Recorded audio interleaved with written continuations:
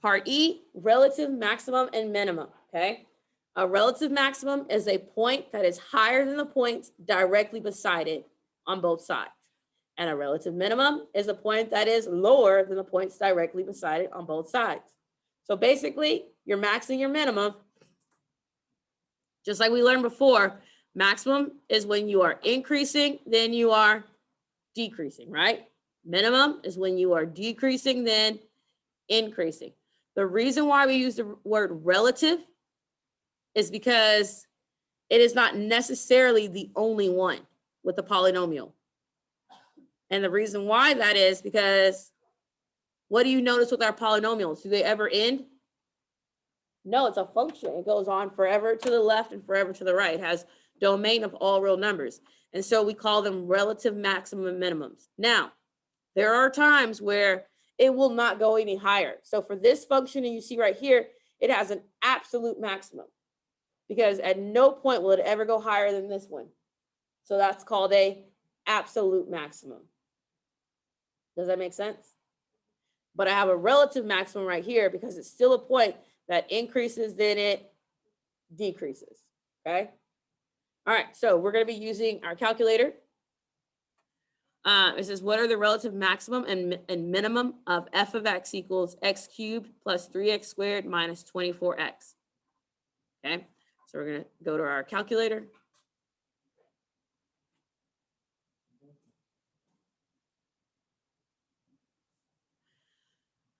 So in the calculator, I'm going to put in the function.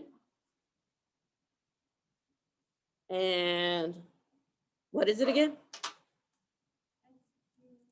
X cubed plus 3x squared minus 24x.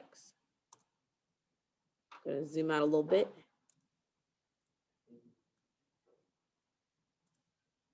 Boom, boom, boom, boom. Let's see. I can see it now. All right, so from here, I can tell key things. So I know my x-intercept is here at roughly -6 and 623 thousandths.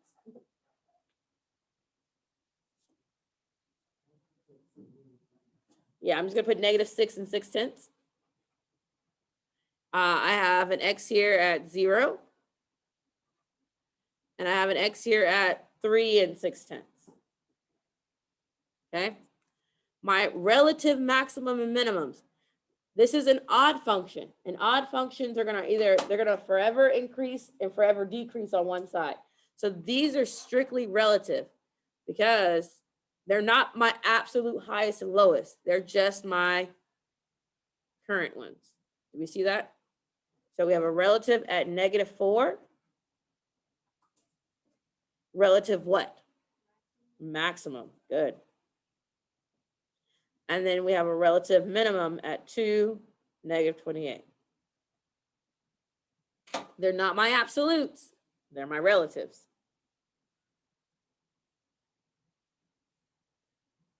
Easy enough? Yes, you write it as an ordered pair. Yes, -480. So if I was to draw a little sketchy sketch, I'm going to write out my information. My zeros. We ended up with x equals -6 and 6/10, x equals 0, and x equals 3 and 6/10.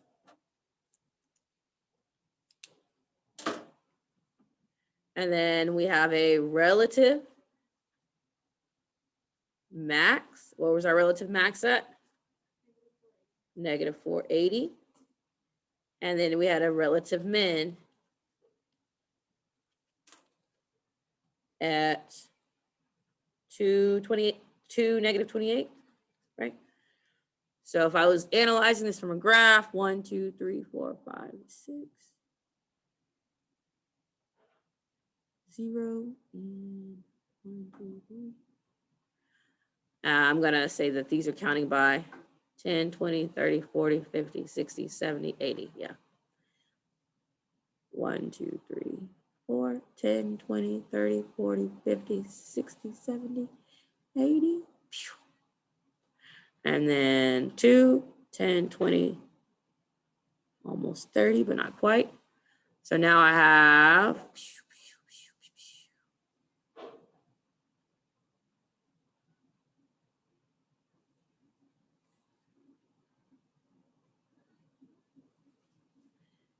and that would be the graph I would select. And again, it's the relative because it goes on forever. So it's not my absolute highest. That's why it's a relative max and a relative min. How do you feel? Easy enough? Do we understand why we call them relative max and relative min? Cool. All right. So we're going to do one more. So we have f of x equals 3x cubed plus x squared minus 5x. So if you were to do this, you could factor first to find your zeros, or you can go straight on in to find your zeros and use the handy dandy calculator. So we have 3x cubed. I wish my brain could remember that when I go to the window, but it's not. 3x cubed plus x squared minus 5x. I can zoom in on this one. Oh, it's not the zoom in button. You know, I'll just make sure you're paying attention. All right. So here we go. We have our x-intercept at negative 1.5-ish, at 0, 0, and at 1 and 1/10. I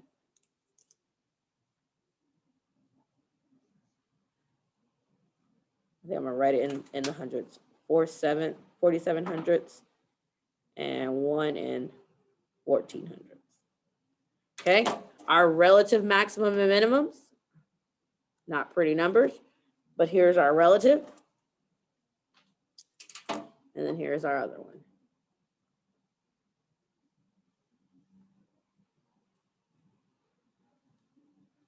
I think I'm gonna be a little lazy, y'all.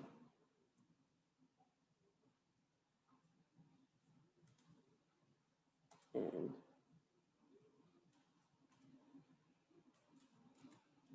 not draw the graph.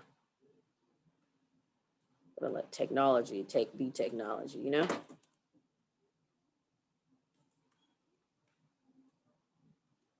Don't judge me.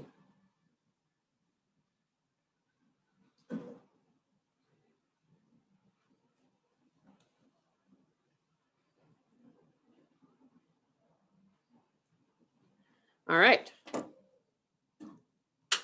So we have our graph.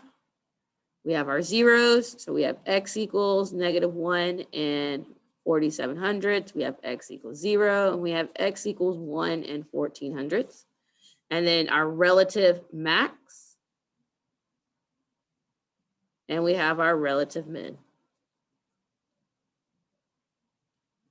And again, they're relative because for odd functions, they're going to always be going on forever